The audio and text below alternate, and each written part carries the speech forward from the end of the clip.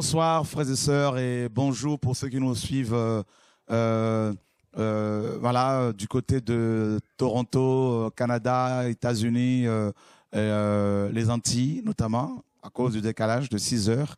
Voilà, donc bonsoir ou bonjour, en fonction de l'endroit où vous vous trouvez. Que Dieu soit béni, frères et sœurs, enfants de Dieu. Nous sommes vraiment dans la joie de vous avoir donc avec vous et de partager ce moment avec vous pour nous encourager à persévérer dans la foi. La parole de Dieu est claire. Il est dit dans Éphésiens chapitre 6, verset 12, Paul dit, car nous n'avons pas à lutter contre la chair et le sang, mais contre les dominations, contre les principautés, contre les esprits méchants dans les lieux célestes et contre les princes de ce monde de ténèbres.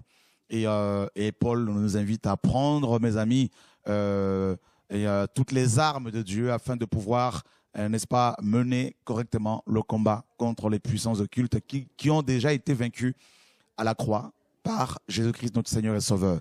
Donc, nous allons vous faire écouter, n'est-ce pas, le témoignage d'un jeune homme que le Seigneur est en train de libérer, que le Seigneur a libéré du monde des ténèbres. Et Dieu continue à faire son travail dans sa vie. Et voilà, donc ce témoignage, c'est pour donner gloire à Dieu et c'est pour vous encourager à chercher, à persévérer dans la vérité pour ne pas être, mes amis, ciblés, atteints par l'ennemi. Avant le témoignage, je vous invite à la prière. Seigneur Jésus-Christ, notre Dieu, nous te prions. En ton nom, Seigneur, nous demandons à ce que ce témoignage soit pour ta gloire. Que mes frères et sœurs qui suivent ce témoignage, qui vont le suivre, soient fortifiés, encouragés. La seule chose que nous désirons au travers de ce témoignage, c'est la gloire de ton nom. Au nom de Yeshua, nous te prions, Père de gloire. Amen. Amen. Bonsoir tout le monde. Bonsoir. Bonsoir mon frère. Est-ce que tu peux te présenter aux frères et sœurs qui sont là, qui te regardent? Chers frères et sœurs téléspectateurs, bonsoir. On m'appelle Christian. Je suis en France, ça fait bientôt 13 ans. Et si je suis en France, ce n'est pas un hasard, c'est un plan de Dieu. Donc Dieu veut faire quelque chose à travers moi et il a commencé quand il commence et il termine. Amen. Donc, je suis né dans une famille d'origine africaine, précisément le Bénin, où j'ai connu que des pratiques occultes, c'est-à-dire le vaudou, la pratique à Mamiwata, la sirène des eaux, les dieux de fer. Donc, mes parents ont connu que ça. Donc, mélangé avec le catholicisme, puisqu'on était baptisés, on a eu la communion, on allait à l'église, mais quand on a des souffrances, on a des circonstances dans nos vies, les parents couraient pour aller voir les marabouts qui leur promettaient la paix. Donc, à côté de ça, il faut offrir des sacrifices, tuer des moutons, des trucs, et tout se calmait. Mais après quelques mois ou quelques années, ça recommence. Il faut rappeler en même temps les mêmes personnes pour qu'ils te délivrent, Donc, on est toujours dans ce mouvement cyclique qui ne se termine pas. Donc, moi, j'ai eu la chance de connaître aujourd'hui Jésus qui m'a donné la paix. Et quand Jésus donne la paix, c'est suivi d'aucun chagrin. Aujourd'hui, je n'ai jamais eu la paix que j'ai aujourd'hui auparavant. Donc, avant, je croyais que j'avais la paix, mais je n'avais pas la paix. Quand j'étais dans le monde, j'étais heureux, mais arrivé chez moi, j'étais triste. Mais aujourd'hui, quand je sors, je sais que je ne suis plus seul. Il y a Jésus qui vient en moi, qui me fortifie, qui me donne cette force et cette joie. Et c'est pour la gloire de son nom que je témoigne aujourd'hui. Donc, tu es marié, tu as des enfants? Je suis marié et j'ai eu 4 enfants. D'accord. Mais j'ai eu 3 enfants d'une mère et un enfant qui est mon fils aîné qui va témoigner tout à l'heure, qui est d'une autre mère. Ok. Donc, on va rapidement passer par ce jeune homme justement qui est ton fils. Hein. Oui. Donc, bonsoir. Bonsoir. Est-ce que tu peux te présenter aux frères et ceux qui sont là? Donc, je m'appelle Dieudonné. Je viens témoigner justement après une expérience que j'ai vécue dans le monde ténébreux, au fait. Et je viens témoigner justement devant tous les téléspectateurs qui me suivent. Et je vous exhorte en même temps de donner votre vie à Dieu, car c'est la seule chose qui peut vous sauver.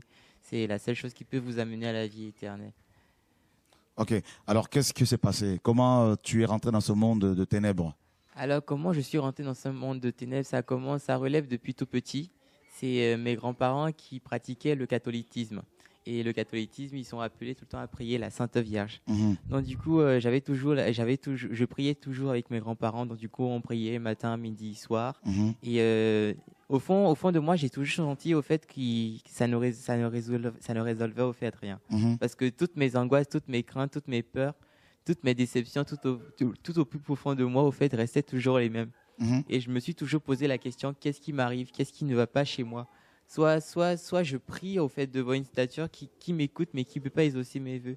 Donc du coup, tous les soirs, on faisait tout le temps les prières avec mon grand-père, matin, midi, soir, chapelet, les neuvaines, enfin les litanies de Sainte Vierge. Enfin, on a essayé toutes les méthodes et rien n'a marché. Mhm. Donc après, je regarde encore en arrière puisque mon grand-père, et c'est quelqu'un qui est très très protecteur. Donc Mhm. du coup, c'est quelqu'un qui engage la prière en avant pour pouvoir protéger. Mhm. Et vu qu'il savait très bien que j'étais attaqué du côté de ma famille, au niveau des grands-parents, cousins et tout, il a toujours voulu mettre la protection en avant. Donc on a testé toutes les méthodes. On est parti chez les révérends christianisme céleste.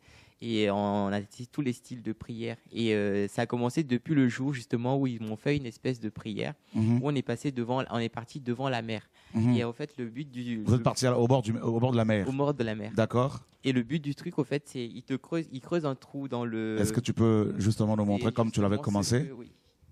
Donc le micro près de la bouche pour bien expliquer. Donc du coup, au fait, vous avez la mer juste en face qui se trouve là, et en fait, vous êtes allongé dedans.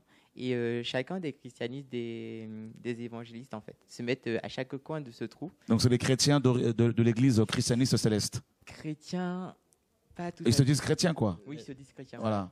Donc Et, c'est une secte en fait. Hein, Ouais, pour... voilà. Et autour de chaque coin de ce rectangle, ils mettent une bougie. Et en fait, ils tendent la main vers vous et ils prient. En D'accord. priant soit le Seigneur, mais en fait, c'est que des incantations. D'accord. Et plus ils prient, plus vous sentez au fait que vous-même, vous n'êtes plus vous-même. Parce que vous avez une partie de vous qui s'échappe. Donc vous sortez de votre corps. C'est ça. Avec vous votre perdez esprit. Votre âme, voilà, c'est ça.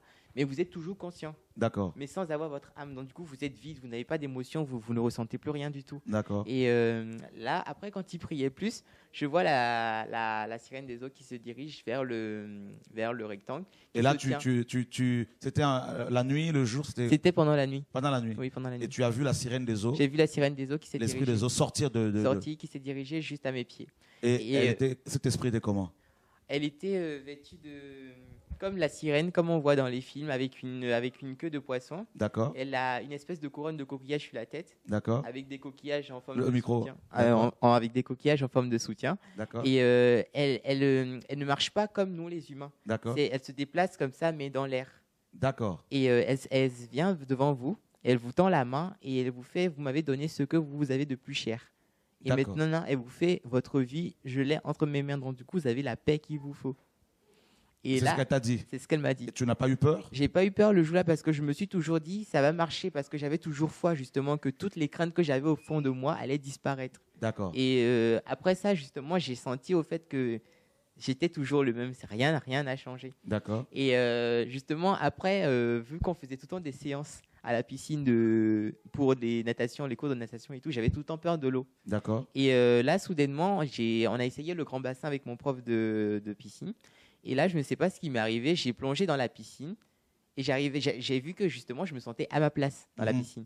Et je pouvais tenir plus d'une demi-heure sous l'eau sans respirer. Tu étais sous l'eau J'étais pendant sous l'eau. une demi-heure Une demi-heure. et tu ne respirais pas. Je ne respirais pas, je pouvais nager comme une sirène. Waouh. Et là, je me suis toujours dit, qu'est-ce qui m'arrive? Et le prof même de piscine me fait, tu m'étonnes. Parce que la semaine dernière, je t'ai demandé de sauter dans la piscine, tu n'étais même pas incapable de plonger tes 3 doigts de pied dans la piscine. Et là, tu peux rester plus d'une demi-heure dans l'eau. Et moi aussi, ça m'a étonné. Donc du coup, même mes camarades qui avaient déjà fait des cours de piscine précédemment, qui avaient un niveau super élevé par rapport à moi, n'ont pas compris ce qui m'arrivait. Ils étaient stupéfaits. D'accord. Donc pour moi, c'était comme si, j'avais surpassé quelque chose. Moi, c'était une gloire. J'étais content.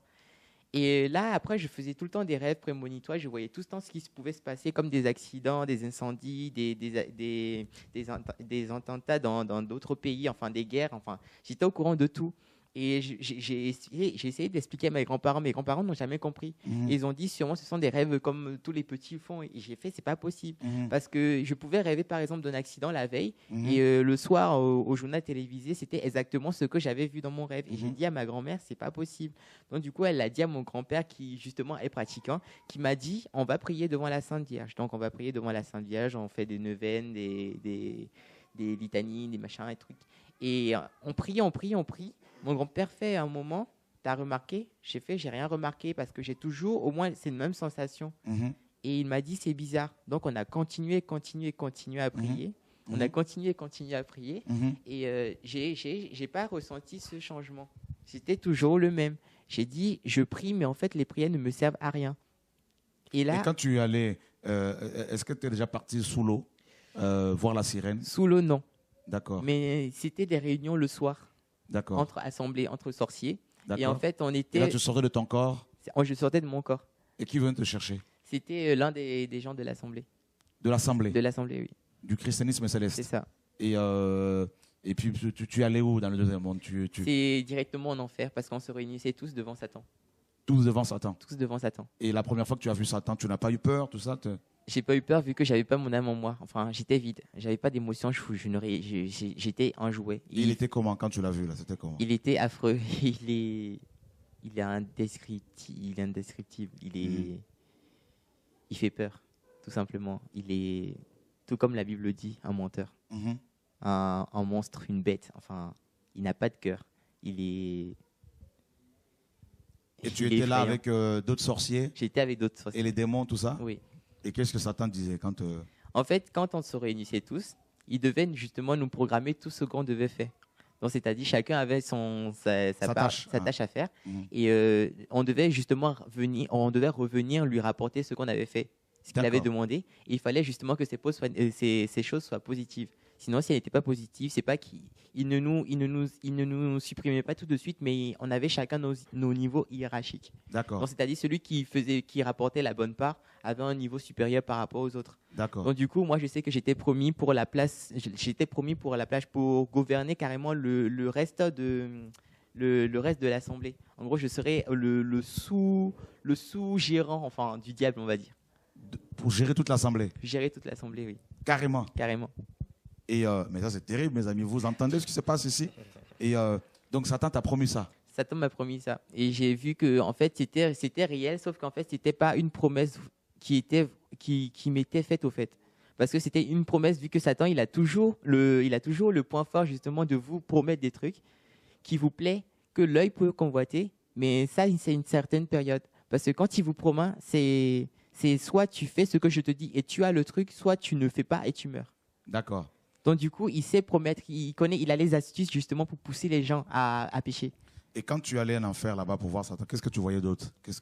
C'était indescriptible. Il y avait des gens, des âmes, enfin des âmes perdues qui criaient justement de la liberté, qui criaient justement à se faire pardonner par le Seigneur parce qu'ils regrettaient vraiment ce qu'ils avaient fait.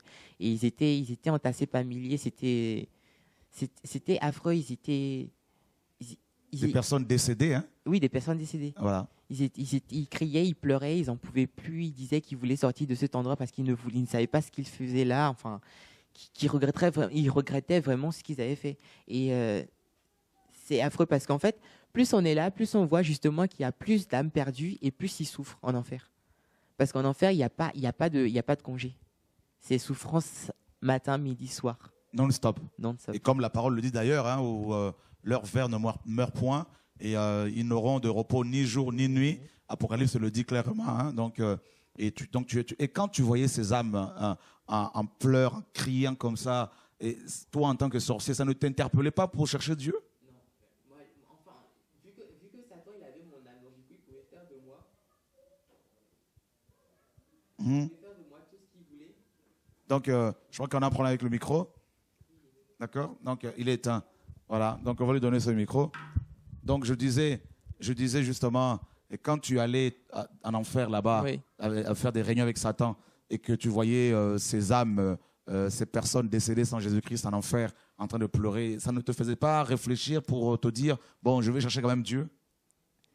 D'un côté, si, mais d'un côté, non, parce que je voyais que je me réjouissais plus de leur souffrance, au fait, parce que vu que j'ai pas d'émotion, je vois, mais sans ressentir ce qui pourrait justement me causer une certaine peine. Pour me faire réfléchir en moi, est-ce que tu te rends compte de ce que vivent justement ces personnes qui veulent venir au Seigneur? Et là, enfin, j'étais là, je les voyais souffrir, mais plus je voyais, plus ça me réjouissait, enfin, ça me faisait rien du tout. D'accord. Je ressentais aucune émotion. Est-ce que tu y allais aussi dans les églises pour voir un peu ce qui se passe? Dans les églises, non. D'accord. Non. Et, voilà, donc la nuit, donc tu sortais, tu allais en enfer, Oui. tu allais voir la sirène des eaux. Est-ce que tu as eu des rapports sexuels avec la sirène des eaux? Non, aucune. D'accord. Aucun. Et donc, et comment es-tu arrivé à pratiquer justement l'homosexualité, tout ça, le péché, tout ça? Comment? L'homosexualité, ça a commencé depuis tout petit. C'est dans mon école, enfin, j'avais toujours des camarades qui venaient vers moi qui me disaient tu es belle, tu es belle, tu es belle.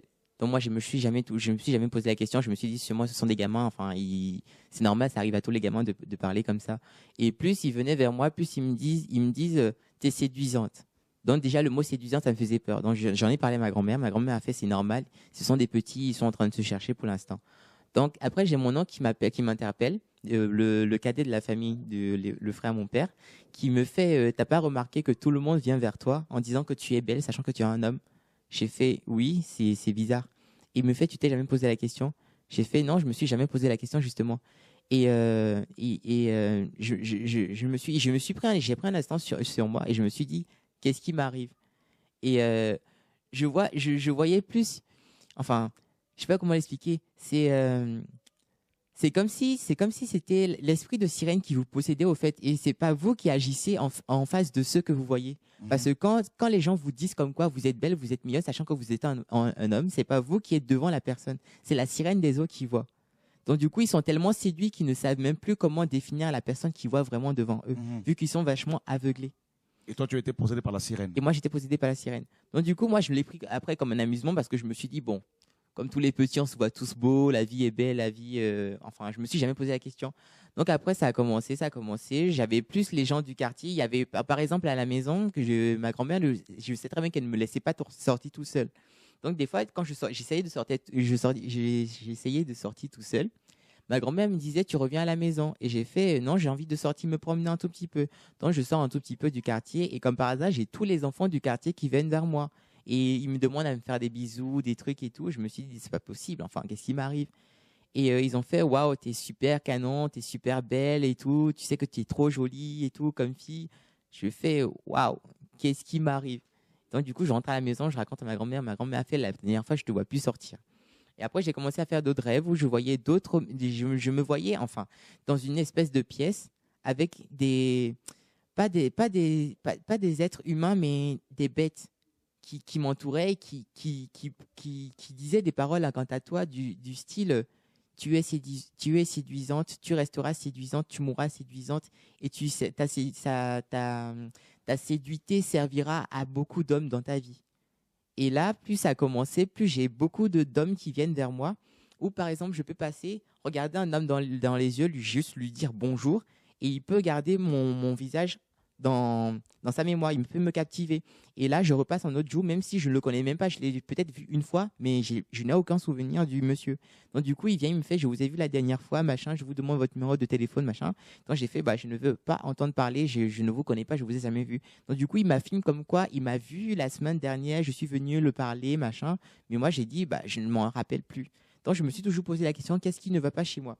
Donc après, je me suis pas vraiment posé la question. Après, je me l'ai pris plutôt aussi comme un amusement. Donc après, c'est-à-dire que ça a commencé, j'ai commencé à me faire des premiers petits copains. Ça n'a pas vraiment duré parce que j'avais vu que j'étais pas à l'aise au fait. Je voulais tester pour voir ce que ça donnait. Et plus les relations commençaient, plus ça ne durait pas. Donc je me suis dit, il y a un truc qui va pas.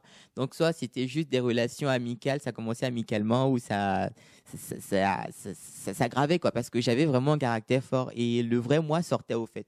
Et le mec devant moi me disait, tu n'es pas la même personne que j'ai rencontrée. J'ai fait, je me pose aussi la question, qu'est-ce que je fais avec toi? Et là, j'avais beaucoup aussi d'amis lesbiennes, gays, homosexuels. Et il me disait, il m'encourage, enfin, il me poussait à aller vers l'homosexualité en disant, oui, tu rencontreras l'amour, tu vivras, et machin. Donc, du coup, je me suis dit, waouh, qu'est-ce qui m'arrive? Donc, du coup, pour moi, j'ai toujours trouvé l'homosexualité normale. Je ne l'ai jamais trouvée choquante. Parce que je me suis dit, même si Dieu a créé l'homme et la femme pour s'unir, pourquoi Dieu ne permettrait pas justement que deux hommes s'unissent ou deux femmes s'unissent pour pouvoir s'aimer? Si tant qu'il y a l'amour, il n'y a pas de, il y a pas de peine, il y a pas de conflit dans le couple. Enfin, tout va bien. Et en fait, c'est là après, j'ai lu dans la Bible que une union justement avec un homme entre deux hommes était considérée comme un péché. Mhm. Et je me suis dit, Comme une abomination. qu'est-ce que j'ai fait? Et là, je me suis posé des questions. Je me suis dit, qu'est-ce que j'ai fait? Et là, tu es sorti de là. Ah bah oui, je suis sorti de là, oui. D'accord. Que Dieu soit béni. Amen. Et voilà. Donc, et qu'est-ce que tu peux dire aux chrétiens, justement? Je veux juste dire une chose aux chrétiens, c'est donner votre vie à Jésus. Parce que c'est lui seul qui peut vous sauver. Il n'y a pas d'autre solution. On peut toujours tenter voir les marabouts, les charlatans, les témoins de Jéhovah, tout ce que vous voulez. Mais faites juste confiance à une seule personne qui pourra vous sauver, qui pourra vous donner la vie éternelle. C'est Et ceux Dieu. qui sont dans l'église christianiste céleste? Ceux qui sont dans l'église chrétienne céleste, demandez au Seigneur justement de vous donner l'esprit de discernement parce que c'est la seule chose qui sert. Il y a certes beaucoup d'églises de christianisme céleste dans le monde, mais il y a sur 90%, sachez juste que la seule église qui est favorable à vos vœux, qui vous écoute chaque jour, c'est le Seigneur, c'est tout. Et je ne dis pas justement de faire attention, de vous méfier, mais demandez juste au Seigneur de vous donner cet esprit de discernement parce que vous en avez besoin. Nous avons tous besoin. Nous vivons dans un monde d'hypocrites. Nous sommes aveuglés. Nous vivons dans le monde. Donc, Satan contrôle beaucoup d'églises. Satan contrôle énormément beaucoup d'églises. Et ça, tu l'as vu là-bas aussi? Je l'ai vu là-bas. Est-ce que tu as vu des pasteurs aussi là-bas? Non, t'as pas... Non, non, non. D'accord. Il a envoyé les gens dans les églises, Oui. tout ça, dans... Ok, frères et sœurs. Et voilà, est-ce que tu as quelque chose à dire un peu? Ce que je veux dire, mon fils, je l'ai eu dans une condition particulière. Je sais qu'en Afrique, il y a des familles qui placent leurs filles ou leurs garçons dans des familles aisées. Donc, celle qui fut sa mère, c'est-à-dire elle est déjà décédée, elle est placée dans notre famille et c'est comme ça, la séduction est arrivée et par erreur de jeune garçon, elle est tombée enceinte. Donc, l'objectif de ces familles, avant ça, le grand-père maternel était un grand sorcier. Donc, il y a eu des enfants qui sont tous initiés. Donc, ces familles connaissent dans quelle famille il y a l'union, il y a l'entente, et on place ces enfants dans ces familles pour détruire les familles. Pour amener la zizanie. Pour amener la zizanie. Donc, quand il est né, les parents étaient contents pour dire, ça y est, notre fille va se marier avec le beau monsieur que je suis. Et mes parents ont riposté pour dire, pas question. Je crois que c'est le micro proche de la bouche. Ouais. Mes parents n'étaient pas d'accord parce que j'étais encore en études. Donc, les parents ont dit, soit on tue le petit, on va le tuer, ou on me tue. Donc, c'est comme ça la guerre a commencé. Et lui, il faisait des rêves, des fois, il piquait une crise. Et par-dessus, les grands-parents voulaient le protéger. Et c'est comme ça qu'ils sont tombés dans la main des christianistes célestes qui l'ont vraiment vendu. En pensant aller chercher la solution, ils sont allés, vous voyez, frères et sœurs, donc des parents qui souffrent vont chercher des solutions pour trouver la solution, vont chercher des églises, des pasteurs pour avoir la solution, et ils tombent sur des charlatans, ils tombent sur des églises où il y a la sorcellerie, où des pasteurs sont sorciers, et ils se font avoir, comme le cas de ce jeune homme, donc, qui a donné ce témoignage. Donc ses grands-parents voulaient le protéger, se disant, ils vont l'amener dans une église, donc l'église christianisme céleste. C'est une secte qui nous vient de l'Afrique, particulièrement de l'Afrique de l'Ouest, donc Bénin, Oui, Togo, tout ça. Donc ils sont constamment, tout le temps habillés en blanc. Donc il y a beaucoup de sorcellerie. Alors tu disais que ta mère était aussi une sirène. Une sirène, oui, parce que Ta c'était propre maman. ma propre mère. Oui. Comment tu l'as su? Je l'ai su parce qu'en fait, je faisais plusieurs rêves justement où je la voyais dans mes rêves, mais je ne voyais pas vraiment son visage puisque je ne l'ai jamais connue. D'accord. Donc j'ai toujours dit à ma belle-mère, et elle m'a toujours dit ne t'inquiète pas, Dieu est toujours là pour toi. D'accord. Et là, plus je faisais ces rêves, plus elle me menaçait dans mes rêves en me disant, toi, tu vas pas vivre beaucoup. Et je sais pas, parce que pour moi, vu que je l'ai jamais connue, j'ai jamais entendu parler de ma mère, mais j'ai toujours fait le rêve d'une femme sirène qui a D'accord. toujours été proche de moi. D'accord. Et même le fait de nager dans l'eau, je sais pas, le fait de nager dans la piscine, je me suis toujours sentie sirène. D'accord. Sirène. J'ai toujours eu ma place dans l'eau. Et après, j'avais cette haine au fait quand j'ai appris au fait que ma mère était sur le point de me tuer. Enfin, pas ma mère directement, mais mon grand-père. D'accord. Parce que je me suis dit, j'ai pas connu ma mère. Mhm. D'accord, c'était une solution c'était une solution pour pouvoir se débarrasser de moi. Mhm. Mais la seule chose que j'avais oublié de dire, c'est que mon grand-père voulait se débarrasser de moi parce qu'il savait très bien que même si j'étais vu que c'était le grand sorcier et il devait mourir, tous les gens qui étaient initiés dans la famille, eux tous n'avaient rien en compensation, ils devaient tous mourir. Et D'accord. c'était moi qui devais prendre la place. D'accord. Sauf que il ne voulait pas justement. Donc il a cherché par tous les moyens de pouvoir me supprimer. D'accord. Est-ce que tu travailles avec des démons? Moi, je travaillais pas avec des démons spécialement, non. D'accord. Non. Tu allais seulement aux réunions des sorciers, C'est tout ça. oui. Tu n'avais pas encore atteint un niveau assez élevé, c'était Non, quoi? pas du tout. Ok. Tu n'avais pas encore sacrifié? Sacrifier, non. D'accord. Non. Je l'ai fait une fois, c'était pour sauver ma petite sœur, Tu as sacrifié quelqu'un? un bébé. Un bébé? Oui. Comment tu as fait pour le sacrifier? En fait, si vous voulez, c'est quand vous retrouvez en conseil d'administration ténébreux, on va dire, en réunion. Dans le monde Dans spirituel, le monde des spirituel, démons. oui, voilà. Vous avez, on se tient tous la main et on commence à prononcer des paroles incantatoires. Et du coup, on disparaît comme ça. Donc, du coup, chacun a son endroit où aller.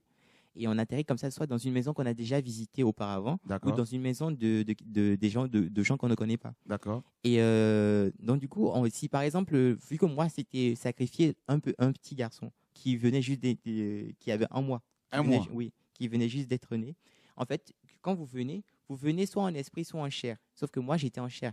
Mais les parents du bébé ne pouvaient pas me voir. Tu es allé dans leur maison J'étais allé dans leur maison. et ils ne te voyaient pas. Ils ne me voyaient pas. Mais le bébé seul pouvait me voir. Pourquoi le bébé te voyait? Parce que vu que les bébés étaient plus petits, ils ont un sixième sens. Donc, du coup, ils arrivent à percevoir des trucs que nous, les grands, nous n'arrivons pas à percevoir. D'accord. Et il était en train de pleurer, mais les parents se sont demandé qu'est-ce qui se passe. Donc, du coup, ils sont venus voir l'enfant, mais moi, j'étais à côté du berceau de l'enfant.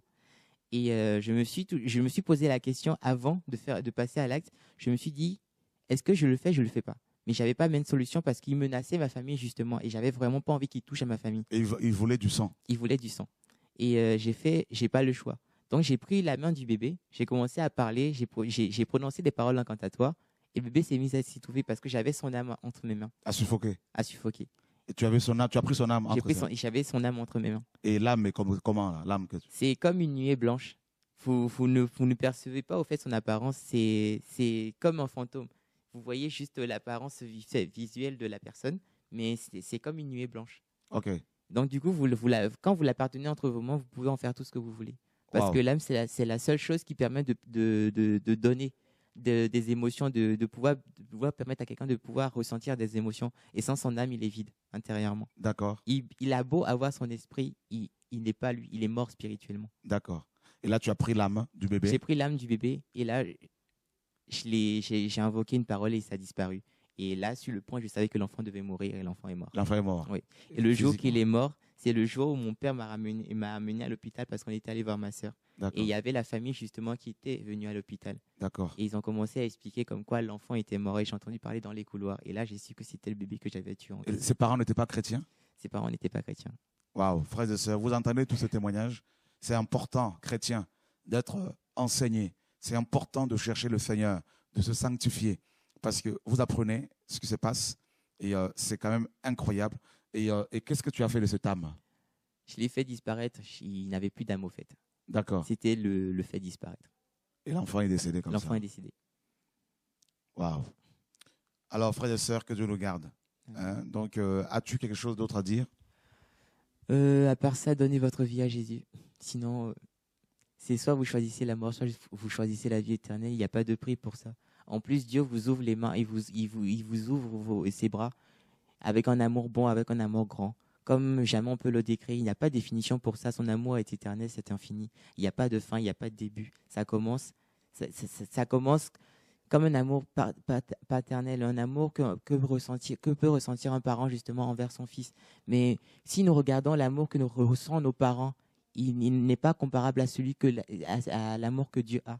Donc du coup, je vous invite vraiment, donnez votre vie à Jésus, parce que c'est la seule façon justement de pouvoir vivre éternellement. Et aux sorciers qui peuvent regarder cette Et émission. aux sorciers, arrêtez tous vos manigances, arrêtez tous vos manèges, parce que maintenant, vu que j'ai donné ma vie à Jésus, vu que je suis délivré maintenant, je déclare dans le nom puissant de Jésus que vous êtes tous anéantis. Vous ne réussirez rien, vos œuvres sont anéanties. Maintenant, je déclare sur la terre et dans les cieux, c'est lié. Vos œuvres sont nulles, sans effet sur tous les chrétiens. Nous sommes tous des enfants de Dieu, nous anéantissons. Vous êtes tous nos marchepieds. Amen. Au nom de Jésus-Christ. Amen. Gloire à Dieu. Alors, un mot de la fin aussi, mon frère. Un mot de la fin, c'est dire combien le nom de Jésus est grand. Il a payé le prix à la croix. Il a dépouillé les dominations, les principautés, tous les grands sorciers de ce monde. Il a pris. Dieu avait un plan extraordinaire pour son fils. Son fils a obéi. Il a obéi. Il s'est laissé conduire puisqu'il attendait la résurrection, la vie pour me délivrer moi. Et aujourd'hui, je ne suis plus aveuglé parce que la parole qui est vie, qui est lumière est venue à moi et je l'ai saisie. Et aujourd'hui, je dis, ceux qui sont encore aveuglés, voilés, enchaînés, que cette parole vienne à vous. Pas des témoignages, pas des sites YouTube, pas des vrais prédicateurs de la parole. Ne vous cachez pas, cherchez Dieu. C'est Dieu qui viendra vers vous parce qu'il vous aime. Il vous a appelé avant que vous ne veniez dans le sein de votre mère. Il a un plan extraordinaire pour tout un chacun de nous. Si aujourd'hui mon fils est délivré, c'est parce que j'ai donné ma vie à Jésus et Dieu, il a opéré. Il s'est déplacé lui-même. Il est venu dans ma maison et il m'a demandé de me débarrasser de tout ce que les sorciers m'ont donné pour me protéger. J'avais cru en tous ces talismans, en toutes ces choses qu'il faut mettre dans la poche pour se déplacer, mais ces choses étaient des choses vaines. Et quand j'ai tout débarrassé, parce que j'ai entendu la parole de Jésus, cette parole qui est venue dans mon cœur, qui a séparé mon âme de l'âme du démon et mon esprit, et cette parole qui a fait preuve, et l'Esprit de Dieu qui est en moi, qui me fortifie, qui m'enseigne toutes choses, et c'est l'Esprit de Dieu qui a opéré, et aujourd'hui, la lumière est venue dans notre famille, dans notre vie, et le nom de Jésus ne s'éloignera plus de nous, et nous avons appris que nous avons une identité en Christ. Christ est mort, il nous a donné son autorité, il nous donne le pouvoir de marcher. Et aujourd'hui, nous l'exerçons, nous l'appliquons, nous commandons, nous proclamons et nous voyons des preuves palpables. Nous voyons des preuves, ce n'est pas qu'on raconte des bêtises. Et aujourd'hui, moi, je parle à un esprit et l'esprit s'en va au nom de Jésus. Amen. Au nom de Jésus. Et là, vous venez de Poitiers, hein? Et je viens de Poitiers. Vous avez découvert TV de vie comment? On a découvert TV de vie. Quand l'Esprit de Dieu est en vous, il vous conduit. Amen. Il vous conduit. Ce n'est pas que vous allez entendre de quelqu'un parce que l'agent de Satan peut envoyer ses agents vous parler pour vous détourner de votre chemin. Mais quand c'est l'Esprit de Dieu qui vous oriente, vous serez dans votre lit ou bien dans votre canapé et le message vient, vous dites, allez sur Internet, vous cliquez sur une page, vous tombez sur la bonne page que le Seigneur veut vous faire montrer. Et c'est comme ça qu'il nous a fait montrer TV de vie. Et la parole qui est enseignée nous dit, la seule personne qui peut nous délivrer, ce n'est pas un homme. Ne mettons pas notre confiance sur un homme, mais sur Jésus, Alléluia. sur la parole. Alléluia. Et cette parole, on ne la quitte plus. Amen. Et nous avons appris à prier en famille parce que Dieu aime les familles. Amen, amen. On commence par la famille. Dieu n'utilise pas quelqu'un parce qu'il s'est converti. Il faut que tu fasses tes preuves. Tout est apprentissage. Quand tu apprends à faire avec ta famille, tes enfants, Dieu l'approuve et le jour il te mettra devant. Dieu a dit, je vous donnerai peu. Quand vous êtes fidèles, je vous donnerai de grandes choses. N'aspirons pas à des grands ministères, à des choses. Commençons tout petit. Et quand Dieu bénit, il nous donnera la place qu'il faut au nom de Jésus. Amen. Gloire à Dieu. Voilà, frères et sœurs, la parole le dit dans Actes chapitre 16, verset 31. Actes 16, 31. Crois au Seigneur Jésus-Christ, tu seras sauvé, toi et ta famille. Ce témoignage, c'était pour donner gloire au Seigneur et pour vous montrer à quel point Dieu, mes amis, agit. Des sorciers sont sauvés, n'est-ce pas? Et des gens qui sont dans le péché sont délivrés. Des personnes qui ont pratiqué l'homosexualité et qui sont libérées par le Seigneur. Au nom de Yeshua, Dieu aime son peuple, Dieu aime les hommes, Dieu aime les pécheurs. mais Dieu n'aime pas le péché. Et que Dieu soit béni. Aimons tout le monde, prions pour tout le monde. Merci en tout cas encore à l'équipe de TV de Vie et que le Seigneur soit béni. Père, nous bénissons ton nom au nom de Yeshua.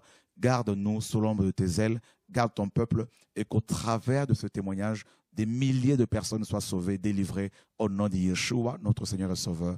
Amen. Amen. Diffusez massivement cette vidéo sur tous les réseaux sociaux, partout, afin que les enfants du Seigneur soient éclairés au nom de Yeshua. Et juste pour éclaircir, pour ceux qui avaient peut-être des questions par rapport à l'esprit de séduction qu'on appelle communément la sirène des eaux, et c'est un esprit qui existe, frère, il y en a plusieurs. Dans Apocalypse 12, on nous dit que lorsque Satan a été chassé du ciel, il a été suivi par un tiers de démons, un tiers d'anges. Certains parmi ces anges sont tombés, n'est-ce pas, dans les eaux. Et voilà, que Dieu nous garde. À bientôt. Au revoir.